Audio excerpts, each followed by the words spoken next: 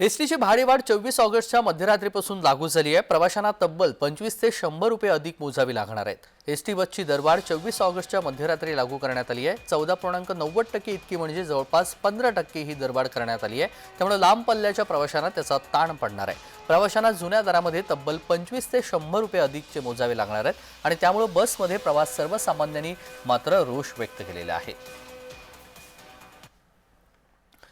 दरम्यान भाडेवाढ झाल्यानंतर एसटीचे दर कसे असणार आहेत ते आपण पाहूयात। छत्रपती संभाजीनगर आणि पुणे जुने दर होते 340, आता नवीन दर 395 असेल।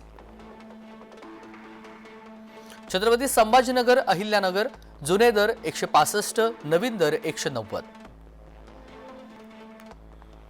छत्रपती संभाजीनगर ते नागपूर जुने दर 730, नवीन दर 845।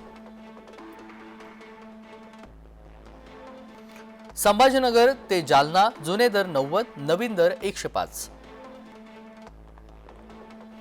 छत्रपती संभाजीनगर ते नांदेड जुने दर 420, नवीन दर 485। छत्रपती संभाजीनगर ते लातूर जुने दर 410, नवीन दर 485। छत्रपती संभाजीनगर ते भीड जुने दर 200 आणि नवीन दर 230। संभाजीनगर ते सोलापूर जुने दर 490, नवीन दर 555।